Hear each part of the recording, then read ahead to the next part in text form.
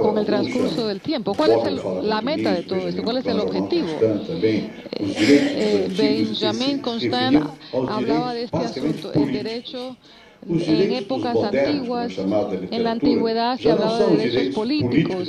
En el mundo moderno, los derechos ya no necesariamente son políticos, sino las libertades del ser humano. Y estos derechos tienen que ser derechos universales. Y esa es la expresión, como se dice en español, Declaración de los Derechos Universales. Con la evolución de la sociedad, quedó muy claro, en primer lugar, que si tenemos que garantizar derechos, ya sea individuales, colectivos, sociales, todo tipo de derechos, derechos de expresión, derechos de ser propietario. Hay muchas sociedades en que no se disfruta de esos derechos, pero queremos ser... Si queremos ser una sociedad democrática, donde los seres humanos tienen derechos garantizados, no debido a un Dios ni por un jefe político, sino que esa decisión recae sobre los ciudadanos. Y cuando las leyes expresan o manifiestan la voluntad del pueblo, así es como tenemos estas libertades garantizadas para el ser humano. Y no los quiero torturar en ese momento con conceptos filosóficos, pero en términos muy tangibles, lo que estamos viendo es que no hay sociedad libre sin la libertad de expresión, de información y comunicación. La filosofía, bueno, eso puede combinar varias teorías, pero en la práctica en eso consiste. Y como nos has pedido hechos concretos, entonces Alan va a hablar de su propia experiencia. En mi apoyo de la libertad de prensa, de expresión, de no ser así, se convierte en una dictadura. Aquellos que han vivido bajo una dictadura conocen muy bien lo preciada que es la libertad, y cuando alguien le dice a uno lo que tiene que pensar, pues eso no vale nada. Uno solo puede ser efectivo cuando puede comunicarse. En el mundo moderno, desde las épocas de Gutenberg, ahora sí nos podemos comunicar, podemos intercambiar opiniones, y eso implica la posibilidad de que usted pueda expresarse plenamente en todo lo que guste. En la lectura, pues a veces se debe poder leer sin censura. Yo viví aquí en mi país por una época de mucha censura, y en cierta forma fuimos algo subversivos, porque yo escribía en papelitos con pensamientos críticos, opiniones críticas, cosas que la gente no había pensado antes. Yo sé lo que es redactar un artículo y luego ser censurado, y me recortan por aquí, me recortan por acá, y luego hay una negociación de lo que se puede y no se puede decir, lo cual frustra tu concepto inicial, porque no puedes manifestar todo lo que tenías que expresar. Solo tenemos ciertos indicios de lo que habías pensado inicialmente. Por ejemplo, en el estado de Sao Paulo nosotros publicamos poesías, y por la poesía uno se da cuenta de que tiene la capacidad no solo de comunicar lo que se siente por dentro, y también se puede influir sobre otros, pero no puede hacer nada con esta libertad. Tiene que ser algo que sea garantizado, tiene que existir legislación que garantice los derechos del pueblo. Una vez más, no quiero seguir por este camino, pero sí les quiero decir que aunque uno podría criticar la fórmula filosófica, quiero reiterar que este es un derecho directamente relacionado con la democracia, o vinculado con la democracia, y la posibilidad de que el ser humano pueda vivir como un ser humano debe vivir. No se le debe limitar en lo que debe sentir y decir. Así que sí es fundamental para el ser humano, y individualmente y colectivamente, como sociedad. Esto es un elemento básico para nuestra propia existencia, este es el concepto democrático. Muchas gracias.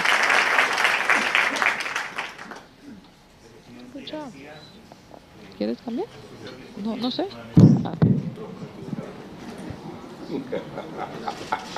Hemos escogido el moderador equivocado. Señor presidente y viejo profesor en París, Roberto, señor moderador Milton, quisiera primero agradecer muchísimo el honor de estar presente en una reunión tan importante y de una institución histórica de nuestro continente, que es la Sociedad Interamericana de Prensa. Quisiera decir, tal vez disintiendo de mi maestro, pero eso es lo importante, que los discípulos disientan de sus maestros. Yo considero que la libertad de expresión es un factor constitutivo de la persona, en democracia o aunque no exista democracia. Y la libertad de expresión no es producto de un acuerdo legal o no es un artículo constitucional, sino es el derecho íncito, estructural del ser humano. Yo creo que deberíamos cambiar eso de Homo sapiens por Homus comunicandis. Y creo que en vez de cogito ergo sum, deberíamos decir comunico, luego soy. Porque lo que caracteriza al ser humano es ser relacional, gregario y por ende comunicativo, expresivo y con derecho a recibir información y expresión. En ese sentido, aunque se discuta el concepto de derecho natural por su acepción postmedieval, creo que es un valor universal y de hecho es un derecho constitutivo en todas partes donde exista un ser humano. Tiene que existir libertad de expresión, bloqueada o no, pero es un derecho preexistente. Y más en este tiempo, cuando Lutero en 1517 habló de la libre interpretación de la Biblia, lanzó el pensamiento democrático al mundo. Y el pensamiento democrático como libre interpretación, sacerdocio personal, representa el valor de la igualdad y de la inteligencia de cada uno para entender. Hoy vivimos un capítulo extraordinario de la historia humana, que aún no entendemos en sus dimensiones, que es la revolución informática y comunicacional de la tecnología, que igual que la reforma protestante desagrega las instituciones, termina con los intermediarios. La reforma protestante se dirigió al Vaticano para liberar a todos los cristianos del mundo. El Internet, la comunicación, va carcomiendo y destruyendo la solidez de los partidos políticos o la obliga a recomponerse siempre. Va carcomiendo a los sindicatos como intermediarios, porque la velocidad, la inmediatez, la comunicación directa fortalece la libertad del individuo y le quita prioridad a los intermediarios, a la iglesia, a los partidos, a los sindicatos, pero también a los medios de comunicación organizados. Es por eso que es muy importante lo que esta mañana escuché de Rupert Swisberger del New York Times. El futuro de los medios tendrá que ser la web, que es libertad, y en segundo lugar, la internacionalización. Y si pensamos un momento, estos temas van atados al desarrollo global de la nueva sociedad humana. Quisiera mencionar un segundo punto. Es cómo va degenerando poco a poco nuestra democracia para convertirse en una democracia imperfecta, que hay que reconstruir permanentemente. La libertad de expresión ahora tiene más valor como definición de la persona, pero también tiene más importancia como defensa de la democracia, porque nuestra democracia se hace imperfecta día a día. Tenemos tendencias al acopio del poder, al estatismo económico, pero también comunicacional por parte de los gobiernos. Hay un estatismo comunicacional que no es solamente económico. Y eso enfrenta el concepto de la web como derecho de la información desagregada, dispersa y libre. Tenemos tendencias al proteccionismo como respuesta a los problemas o para defender los mercados internos, pero en el fondo eso atenta contra la internacionalización de las noticias de las que habló el presidente del New York Times. Y lo que me preocupa a mí, tenemos tendencias al asistencialismo exagerado. Yo soy partidario del asistencialismo, o de la asistencia a los humildes por justicia social, pero no creo que el Estado deba convertirlos en adictos mediante asignaciones que lo convierten en propietario de conciencias. Y entonces, en vez de comunicar ideas e informaciones, se comunican billetes o productos. Que Levi Strauss decía, los sistemas sociales son comunicación, perdón el término, de mujeres, bienes y símbolos lingüísticos. Pero tenemos en marcha una democracia que se va volviendo imperfecta en nuestro continente, tiene tendencias a volverse imperfecta. Uno de los participantes fundamentales de Ecuador debería estar aquí y no ha podido estar aquí, porque tiene que enfrentar la agresión del Estado que tiende siempre a competir con los medios de comunicación. Ese no fue mi caso. Yo siempre los entendí y siempre construí mi destino político gracias a la libertad de expresión y los medios de comunicación. Pero proteccionismo, asistencialismo exagerado que termina destruyendo por sus excesos el estado de bienestar, estatismo comunicacional y económico, terminan conduciéndonos al asalto de los medios de comunicación.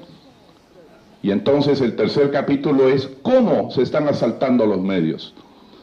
Antes las viejas dictaduras militares, uniformadas y armadas, tomaban los medios de comunicación directamente. Ocurrió en 1974 en el Perú, ocurrió más adelante en mi patria y en muchos países del continente. Ahora hay una estrategia, una táctica y un escenario diferentes por parte de los gobiernos de la democracia imperfecta. La estrategia es denunciar a los medios de comunicación vinculándolos como entidades económicas que contribuyen al dominio económico y al abuso económico. Y esto lo vemos a cada momento en nuestro continente. No se denuncia el medio, o tal vez algún error cometido por el medio, se denuncia lo que representa económicamente el medio. ¿A quién está aliado o qué empresa tiene el propietario, además del medio de comunicación? Esa es una estrategia clarísima. Pero lo segundo es que la táctica es utilizar un lenguaje agresivo y hasta grotesco para crear un escenario que es un escenario comunicacional.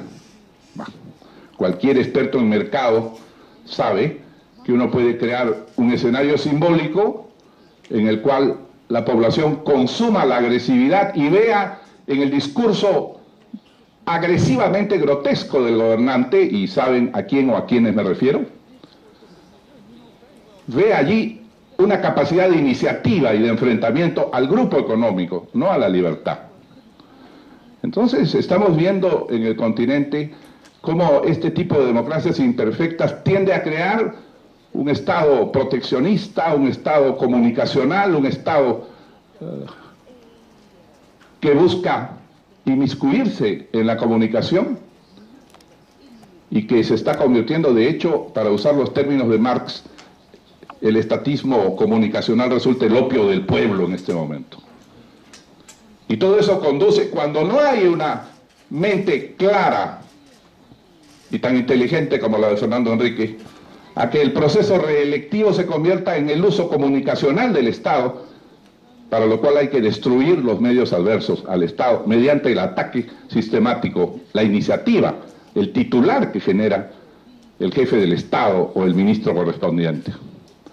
Entonces, nosotros tenemos que responder a esta estratégica, táctica o escenario que se está construyendo defendiendo los valores básicos de la comunicación, y ese es mi compromiso y ese es el honor de estar aquí.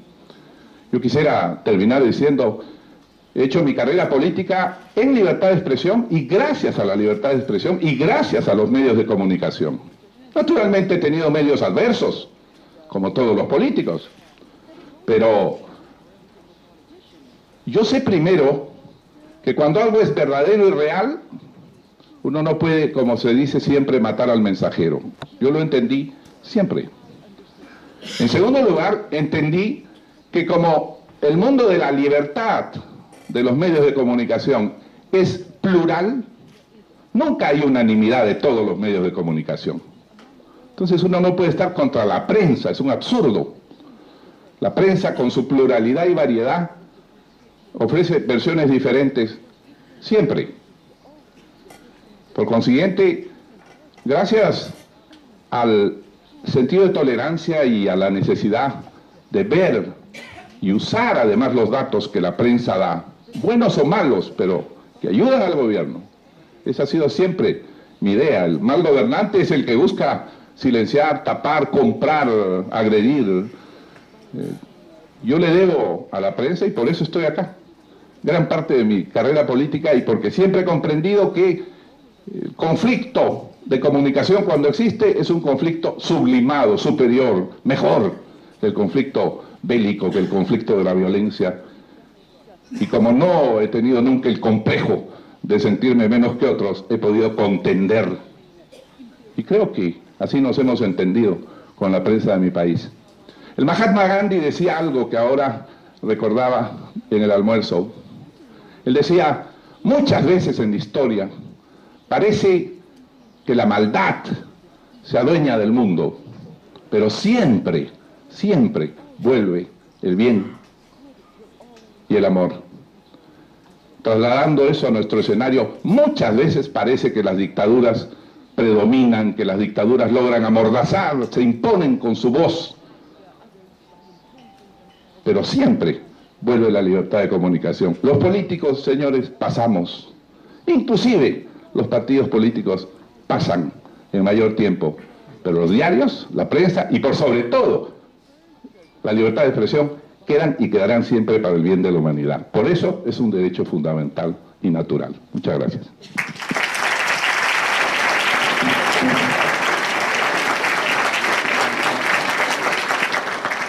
Muchísimas gracias. Creo que es entonces evidente que la libertad de expresión está protegida en los instrumentos a nivel nacional, instrumentos jurídicos, a nivel internacional también lo está, y los gobiernos no pueden imponer censuras y restricciones a la libertad de expresión olvidándose o ignorando sus obligaciones jurídicas internacionales en este ámbito.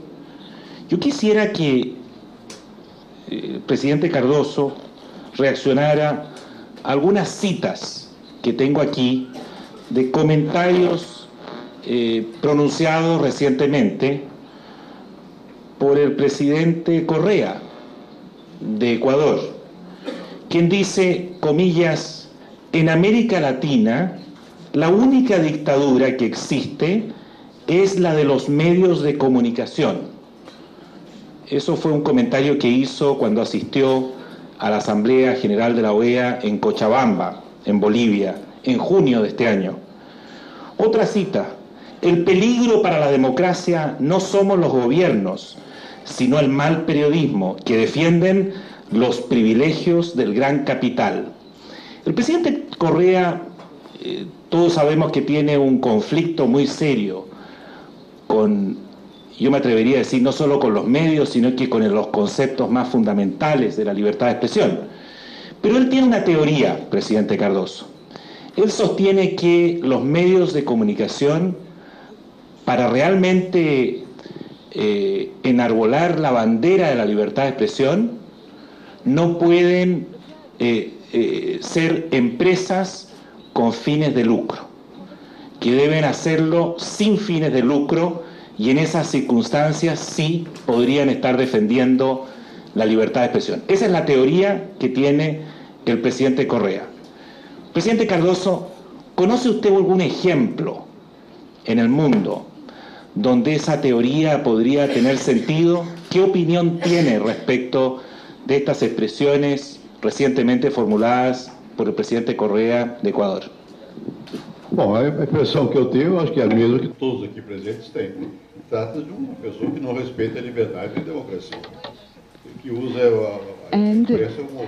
Lo que yo quiero decir es que el presidente Correa, que utiliza la prensa sin respetar la libertad de expresión, cuando él empezó fue simplemente descartando y desechando la idea de tener libertades en la democracia, y lo que él ha dicho es lo que otros han dicho, y no voy a ahondar en detalles sobre lo que decimos aquí en Brasil sobre la prensa. Es muy diferente. Nosotros no utilizamos el lenguaje tan burdo que él utiliza, pero a veces se tiene un pensamiento generalizado en el sentido que para un buen gobierno se necesita contar con la prensa, y a eso hay que añadirle un enemigo más, que es la Corte Suprema. La Corte Suprema Federal, filosófico o político, es simplemente la voz de un sector de la sociedad que se presta a la autocracia, y eso no existe en otros lugares del mundo donde se puede organizar a los medios sin que alguien tenga que pagar por ellos. Se puede pagar a través del mercado, o los derechos se pueden pagar, o también se pueden pagar impuestos. A veces tenemos una prensa de gobierno y una prensa oficial que solamente publica lo que el gobernante quiere que se publique, mientras que la empresa privada es una empresa que naturalmente busca utilidades, ser rentable, mientras que la oficialista no. Entonces, ¿cuál es el criterio? Porque si la compañía es pública o privada, pues no tiene credibilidad, pues no vale absolutamente nada. Ahora, si es creíble y tendrá que mantener su credibilidad, entonces el criterio de la prensa no es ser rentable, sino conservar la credibilidad, que es el activo más importante, y en un entorno de credibilidad haga bien su trabajo, y si no es creíble, pues le será imposible ser rentable, no va a recibir utilidad o rentabilidad alguna. Y yo creo que un Estado opresor no le preocupa el medidor, no es una superioridad democrática. Y el gran secreto para conservar la libertad y para que las cosas funcionen bien, para que las instituciones funcionen bien, y la prensa también, se llama competencia. Es un gran concepto que asegura que se tenga buena información, y esa es la competencia, porque si uno dice una cosa y el otro dice otro, le damos al lector la libertad de escoger, y cuando uno no tiene el poder de escoger, pues no tiene libertad, solamente tiene libertad si tiene opciones, porque de otra manera será una necesidad y no una opción. Se necesita la libertad de escoger, y uno tiene que tener varias opiniones de entre las cuales escoger, y uno además debe ser creíble y confiable en todo lo que hace, y si es así, pues lo van a oír, lo van a leer, lo van a escuchar, y así sucesivamente. Él fue mi estudiante en París también. Y eso fue en los 70, ¿no es cierto, presidente García? No, fue finales de los 60 cuando fue mi estudiante en París, pero lo que él dijo hoy aquí es muy acertado. Lo que está sucediendo en América Latina es un retroceso. Estamos volviendo a las autocracias y no a la democracia, y estamos perdiendo las democracias en América Latina. Estamos como moviéndonos en reversa, echando para atrás. Bueno, me estaba yo poniendo filosófico sobre la definición de un derecho natural, pero yo creo que los dos creemos en lo mismo, y es que hay que garantizar las libertades, la libertad de expresión, las libertades fundamentales del hombre, para que cada cual pueda escoger lo que quiere hacer y decir. Pero si no se tiene esa pluralidad, entonces no podemos escoger. Se necesita pluralidad para que el hombre pueda escoger, y de esa manera aseguramos la libertad individual, porque si yo no soy libre, los demás tampoco lo son. Y no quiero extenderme más, eso es todo lo que quería decir. Muchísimas gracias. Presidente García, me gustaría justamente, siguiendo, para no romper el hilo de lo que acaba de decir el presidente Cardoso, él hablaba de la competencia, de la necesidad de promover la competencia. ¿Qué duda cabe que en la gran mayoría de nuestros países la propiedad de los medios de comunicación, y me refiero fundamentalmente a la televisión, a las radios, están concentradas en pocas manos? Hay poca competencia. ¿Cómo usted abordaría el tema, cómo usted abriría el mercado para permitir el mayor flujo de puntos de vista y combatir la tendencia a los monopolios en lo que es la propiedad de los medios, sin caer en la trampa de transferir la propiedad del sector privado a los gobiernos que pueden, como en Venezuela o en Ecuador, transformar esos medios en entidades de propaganda gubernamental, o debilitar tanto al sector privado que no puede resistir la presión del gobierno de turno y entonces preservar su independencia para poder informar? ¿Cuál podría ser una fórmula que tienda a desconcentrar sin caer en estos riesgos que acabo de mencionar? Bueno, cuando publicaron los Wikileaks, la única mención que hacían de Alan García, del embajador norteamericano, es que tenía un ego gigantesco. Y tal vez lo tenga, pero no me creo Dios. Dios nos ha creado libres. Y cuando usted me pregunta, ¿usted qué haría para que haya más libertad? En el mundo de la libertad, que es el mundo de la libertad de expresión, yo no haría nada. ¿Por qué? Porque es el mundo de la competencia. En mi país hay innumerables periódicos, y casi ninguno no es favorable, pero mejor. Me obliga a ser más inteligente. Pero, ¿cómo podemos nosotros regular lo que se regula por sí mismo y que es tan sensible?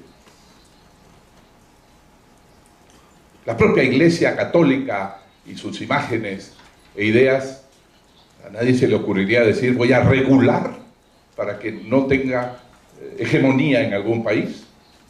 Está sujeta a la competencia. Siempre me he preguntado cuando me dicen eso, algunos políticos especialmente, hay que evitar que tengan hegemonía. Le digo, crea un periódico.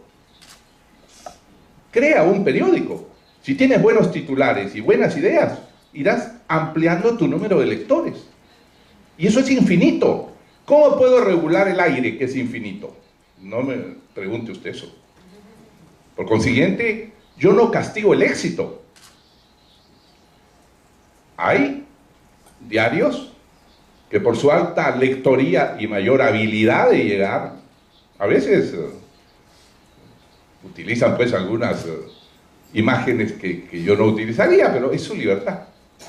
Algunos diarios que por su capacidad se vuelven hegemónicos y yo cuando gano una elección también me vuelvo hegemónico.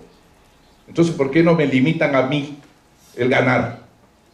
¿Cómo se castiga el éxito? Pregunto. Se detiene la historia, se detiene el progreso, se detiene la civilización. Porque se dice siempre hay una acumulación progresiva de medios de comunicación. Yo siempre he creído, como los grandes imperios de la antigüedad ha ocurrido con ellos, que cuanto usted más acumula, más débil es. Tengo otra forma de pensar. Yo no creo que el que acumula todo se vuelve mucho más fuerte. No lo creo. Todos los grandes imperios se dividen. Todas las filosofías que intentan ser totales terminan contradiciéndose por elementos de dentro de su misma filosofía.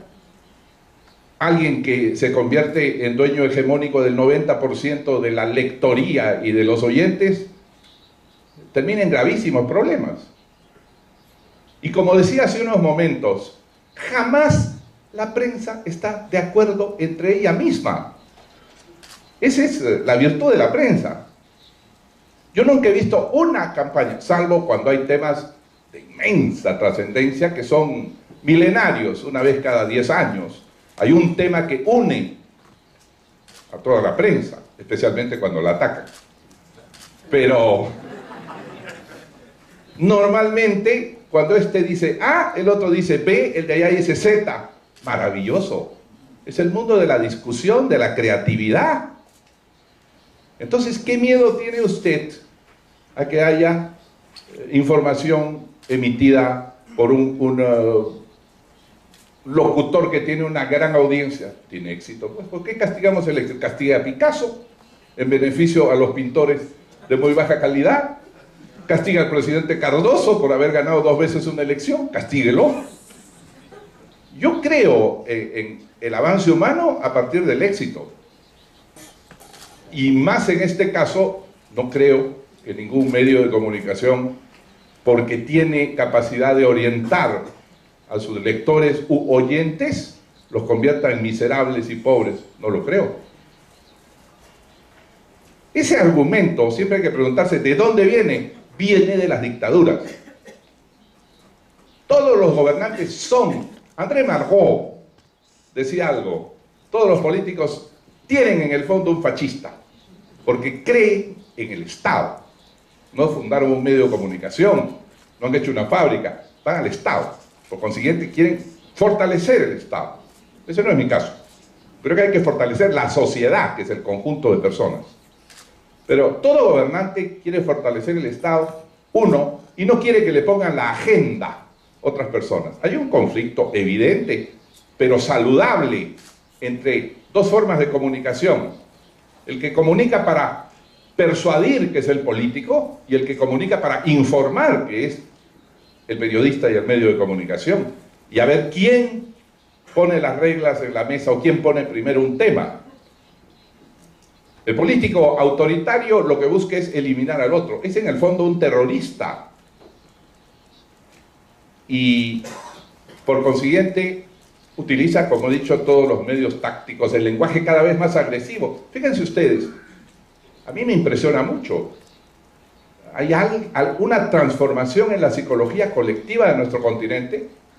Antes se convertía en popular alguien que denunciaba, en fin, un monopolio económico, el imperialismo, que es fácil, bueno para ganar elecciones. Pero ahora se ha vuelto bueno para ganar elecciones atacar a la prensa. Es lo que yo no entiendo hasta ahora, estoy estudiando. Tal vez si me invitan el próximo año llegue a una solución. Pero me impresiona que presidentes enardecidos que dicen cosas atroces contra la prensa, y ni siquiera de su propio país, visitan mi país y le dicen a la prensa del frente, corruptos, monopolistas, terrible, y uno está al lado y se contagia de eso. Pero esos presidentes tienen altísima popularidad. ¿Por qué? Porque la cultura del espectáculo es un elemento constitutivo de este tiempo. Y hacer espectáculo contra quienes dan noticias es crear un mundo maravilloso. Y se ha vuelto, y tengan cuidado de eso, porque se contagia de país a país. Cuando los políticos vean que atacando a la prensa hasta ahora decía, atacando al político se tiene más lectores. Ahora los políticos se han dado cuenta que atacando a la prensa, ya no a los ricos, denunciando a la prensa como rica y monopolista, y mentirosa y corrupta, ganan elecciones. Y ese es un peligro que van a confrontar. Gracias, presidente García. Presidente Cardoso, ¿usted quiere comentar al respecto?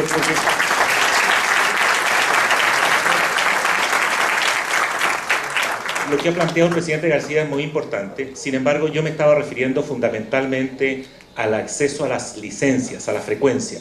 En lo que es la fundación de un periódico, hay, digamos, dependemos de la creatividad de cada uno, pero el acceso la regulación de las licencias para los medios, cómo abrir un poco más el mercado al respecto. Señor Vivanco, está usted en la premodernidad. Donde había un canal de televisión puede haber 4 canales. Y donde solo teníamos en la banda baja espacio para 7 canales, hoy día tenemos banda abierta para 998 canales. El problema es ser inteligente y hacer un canal que llame la atención de las personas. Pero el mundo está abierto, no solamente el periódico como diría Juan Luis Cebrián, que ha dicho que va a morirse haciendo periódicos de papel. Yo voy a morir leyendo periódicos de papel, porque me gustan. Pero claro, hacer un periódico es ilimitado, pero también es casi ilimitado. Antes eran 7 canales, ahora tiene usted que distribuir 998 licencias. Y yo no creo que el Estado pueda negarse a que alguien tenga licencia, salvo que sea un movimiento terrorista. Pero todo lo demás es libre. Eu me perguntava se eu tinha algum comentário. Em geral, esse aí é um tema que do lado de cá é unânime. Não há o que criticar o político aqui a respeito de por que existe essa espécie de frenesi contra a imprensa. Não é um frenesi contra a democracia e a liberdade. E o desejo de ter o monopólio da opinião. Na verdade, os governos, alguns governantes tendem a querer ter o monopólio da opinião. Hoje é muito difícil. Por razões que nós sabemos. A opinião, porque o acesso à internet é muito difícil. Um problema é que você tem uma multiplicidade de opiniões tão grande que fica difícil. Pero hay una multiplicidad de opiniones, lo cual hace que sea difícil daí a importância do papel. Juzgar o formar opiniones de lo que está bien y lo que está mal. Você cria um quadro e você assina embaixo. Então, isso é o que dá credibilidade. Mesmo quando as notícias que não são para menosprezar, que são muito importantes, que circulam diariamente, e qualquer um pode fazer, colocar um post, ou qualquer um pode ter acesso à leitura pela internet, mas não tem o mesmo peso, nem mesmo eleitoral. Certas circunstâncias, sim. Tem um caso, por exemplo, da Espanha, foi presidente Aznar foi derrotado através, nem foi da internet, foi do telefone celular. Comunicação rápida pelos seleções pode acontecer. Mas a formação da opinião requer também, como eu já disse aqui, credibilidade. Então, o resto tem peso muito importante. E o que alguns governantes, que não há que generalizar, têm desejado é desacreditar justamente o critério, o julgamento dos seus atos. E não tem uma tendência a um pensamento único. Só é bom o que está sendo feito ali. Né? Isso é uma tendência que, infelizmente, está se contagiando. E é dramático na América Latina, porque no momento que a América Latina entra numa fase econômica e social positiva, dá a impressão que segmentos da nossa região estão regredindo do ponto de vista político. Estão regredindo porque estão voltando a prestigiar um pensamento caudilhesco, né, e uma espécie de unificação de pensamento. Qualquer coisa que saia daquela norma parece ser já, do ponto de vista, não é do adversário político, é do inimigo, que tem que ser cerceado. Né? E isso nós temos que realmente estar alerta. Você disse que o contágio pode ocorrer, pode. Né? Cada país tem suas diferenças, naturalmente, e em função muito mais do que também já foi dito pelo Alan Garcia, que é o seguinte, da sociedade civil. Na medida em que a sociedade civil se fortalece, e a mídia faz parte da sociedade civil, se torna mais difícil que um pensamento monopolizador único do governo se imponha. Uma das vantagens que eu creio que o Brasil tem nessa matéria é que, graças à resistência democrática durante o período ditatorial, a criação de uma multiplicidade de organizações na sociedade civil deu uma espécie de resiliency, uma espécie de pano protetor, de que, mesmo que o governante tenha o desejo eventual de ir muito contra a maré, não consegue, porque a sociedade tem mecanismo de resistência, ela não vai facilmente na onda daquilo que está sendo dito e proposto. Mas, ainda assim, é preciso tomar cuidado, porque outros países, eu me refiro à Argentina, que é um país com uma sociedade civil bastante diversificada, e, não obstante, nós estamos vendo que os ataques continuados à liberdade de imprensa acabam tendo algum resultado. Son constantes y sí les están dando algún tipo de resultado, así que el antídoto tiene que ser continuar luchando constantemente e insistiendo en tener una pluralidad en pensamientos y puntos de vista. Pasamos entonces a otro punto, Very well, que tiene que ver con sanciones penales En muchos de nuestros países, desgraciadamente, existe todavía la práctica de utilizar el Código Penal para castigar delitos de opinión o una información que molesta al gobernante.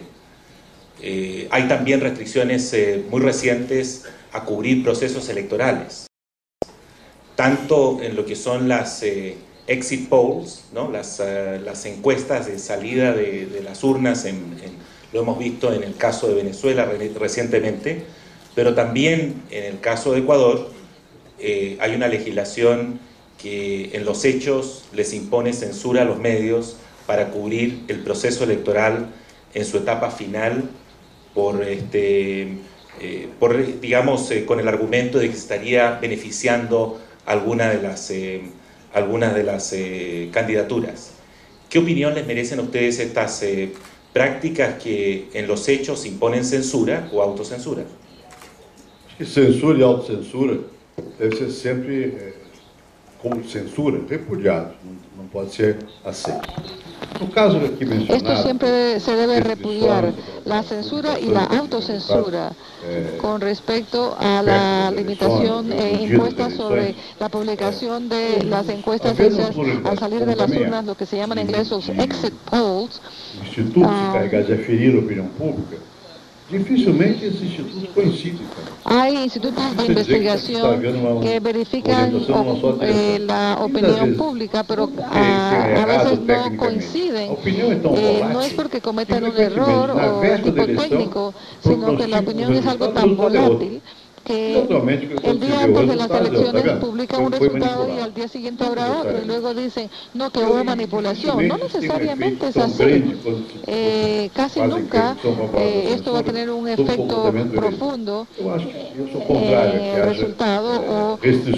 Yo estoy en contra de todo tipo de restricción, especialmente de este tipo. Claro que hay que ser responsable y estar dispuesto a rendir cuentas. Cuando uno hace este tipo de encuestas, hay que ver quién pagó por la encuesta y qué metodología se utilizó. Así que tiene que haber ciertas medidas de precaución. Y si alguien lo ofende a uno debe tener la oportunidad de responder. Pero una cosa es penalizar o de alguna manera participar en autocensura. A veces los dirigentes a veces dicen ellos que no se les está tratando justamente, pero esta es una opinión muy subjetiva.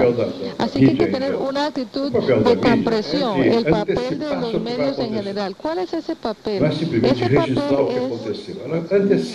es predecir o prever lo que va a ocurrir y tratar de pronosticar lo que va a ocurrir. A veces esto se exagera un poco, pero es un tipo de antena en que se está sondeando a la sociedad para pensar qué es lo que va a ocurrir y cuándo puede ocurrir. Cuando yo era parte del gobierno o cuando yo escribía todo lo que había ocurrido el día anterior. Yo nunca publiqué nada de esto. Yo dije, tal vez en algún día yo lo podría hacer, pero si yo comparo esto hoy con respecto a lo que salió en los periódicos, a veces uno dice una cosa y el periódico dice que uno dijo otra cosa, o tengo yo una intención y ellos dicen que tengo una intención. A veces yo mismo no sé cuáles son mis intenciones. A veces tengo que ir a verme con un psicoanalista a ver qué intenciones son las mías. Así que cuando los medios empiezan a designarlo a uno, asignarle a uno ciertas intenciones o atribuirle intenciones, eso está mal. Así que, pero aun cuando uno esté en desacuerdo con la opinión, es bueno que haya opiniones. Ahora, el asunto de las intenciones es otra cosa. Ahora, alguien puede discrepar con las opiniones, pero esto es que los medios siguen su propia ruta, su propio camino, y hay que reaccionar y hay que decir, bueno, no podemos ir más allá por ese camino, pero siempre creo que cuando dicen algo que no coincide con lo que yo pienso que dije o lo que yo pensé decir, bueno, eso no quiere decir que no sea la verdad. La verdad es un asunto muy complejo. Si usted piensa de otra manera, pues escriba una carta. ¿Qué va a hacer uno? ¿Prohibir, demandar? ¿Qué va? Vamos a llamar al dueño del periódico, de la revista, y decirle, óyeme, tu periodista escribió esto y esto, no le permitas tal cosa. ¿Qué va? Eso no puede ser así, eso es imposible. Y no es productivo tampoco. También hay otra opción y otra cuestión que hay que considerar, aun cuando sea propiedad privada, la del medio. Las cosas hoy son mucho más complejas. Tenemos periodistas, tenemos personas que trabajan allí, que esa es su profesión, su manera de ganarse la vida. Hay los anunciantes, los lectores. No es fácil. Es todo un asunto bastante complejo, compuesto de muchas componentes, de muchas partes. No es simplemente decir vamos a escuchar a la voz del propietario del medio. No, es una cuestión mucho más rica, una colección de filtros por donde pasa todo esto. Y aún después, me han dicho, porque no coincide con lo que ustedes con una carta, pero nunca use el poder del Estado o el poder de las relaciones sociales que tenemos todos para de alguna manera tratar de amordazar la opinión. Esto no es aceptable. Presidente García. Total de acuerdo con el profesor Cardoso. Pero él ha mencionado, como buen profesor, el concepto de sociedad civil, y recordando a Antonio Gramsci, el pensador italiano. Existe la sociedad política, que es coacción, legislación. Existe la sociedad civil, que es el mundo privado de las ideas, de la cultura, de la religión. Siempre hay la tendencia del mundo político a convertir en sociedad política la integridad social y por consiguiente a dirigir y a sancionar mediante la ley. Yo verdaderamente creo que la peor sanción para un medio de comunicación es no haber dicho la verdad. Ahora, la habilidad del político es hacer saber que no dijo la verdad. Cuando de uno dicen que ha cometido el peor de los crímenes, bueno, eso molesta, pero no me hace sonreír, pero tampoco me desespera ni me hace llorar, porque yo soy una prueba viviente de eso. He tenido grandes problemas, y con la dictadura de Fujimori, y después he vuelto a ser presidente. Porque cuando algo no es verdad, no es verdad. Y quien lo dijo queda en el papel ridículo e infernal de haber fallado con sus lectores. Entonces, pienso que este tipo de exageraciones que a veces, o de intolerancias en las que caen algunos regímenes políticos, por ejemplo, ahora ha surgido aquí y acullá, aquí y allá, el concepto del negacionismo. Hay que dar las leyes en contra del negacionismo, bloquear la historia, que no se investigue más sobre un tema o sobre otro. Estoy absolutamente en contra del terrorismo, lo he sufrido, etc. Pero que no se pueda cuestionar las cifras ni los hechos e investigarlos nuevamente, porque uno incurre en el delito de negacionismo y tiene una condena de cárcel, a mí me parece un absurdo. Pero hay otros tipos de negacionismos, el negacionismo patriótico, el negacionismo de la absoluta justicia social y el que esté en contra, sancionado, etc. Pienso que lo mejor es dejar que la sociedad civil arbitre sus diferencias.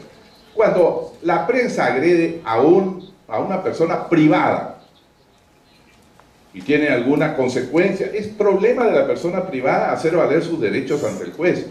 Pero cuando la prensa se equivoca o agrede en exceso a un gobernante, son las reglas de juego. Cuando me eligieron sabía que voy a estar sometido al escrutinio y al flagelo. Lo sé. No tengo por qué quejarme, primero. Pero en segundo lugar, yo puedo decir, sí, pero me han agredido. Digo, prima el valor fundamental, que es su derecho a informar y su derecho a expresarse. Yo diré con Voltaire, no creo nada de lo que dices, pero daría mi cabeza porque tengas el derecho de continuar diciéndolo. Entonces el valor fundamental, así como en la legítima defensa, está el derecho a la vida, pero la legítima defensa permite que alguien se defienda. De la misma manera, el valor esencial es el derecho a informar, el derecho a expresar, y el valor menor en ese caso es la consistencia del Estado, etc. Porque si no, llegamos no solo al negacionismo, sino a fenómenos como los que hemos visto, que por una caricatura comienzan a morir personas. Cuando se ofende a Mahoma, comienzan a morir personas en el otro lado del mundo.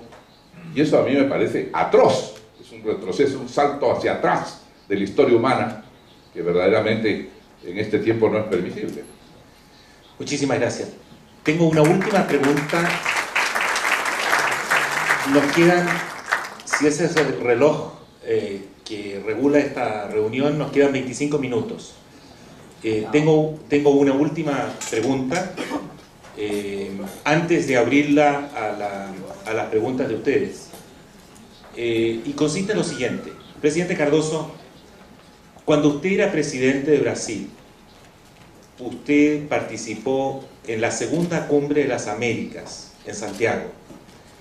Quizás el resultado más importante de esa cumbre fue la creación de la Relatoría para proteger la libertad de expresión que se inserta en la OEA. Hoy hay esfuerzos muy serios y lamentablemente pareciera que exitosos por parte de algunos gobiernos, especialmente los del ALBA, para acabar con la relatoría, para reducir sus recursos, para recursos financieros, para reducir su capacidad de defender la libertad de expresión. ¿Qué cree usted? Si usted fuera presidente de Brasil hoy, ¿qué haría como presidente de Brasil en el marco de la OEA frente a este fenómeno que se está dando lamentablemente y que podría terminar con la capacidad de protección de una relatoría que ha servido para ampliar el ejercicio de las libertades públicas y para proteger el periodismo independiente en América Latina? Eu vou dizer o que eu fiz quando era presidente em matéria semelhante para dar base à resposta que darei em seguida. Eu me recordo que, quando eu fui presidente da República, em 95, havia muita agitação a respeito das questões indígenas do Brasil, propriedade de terra e por aí. E muitas organizações não governamentais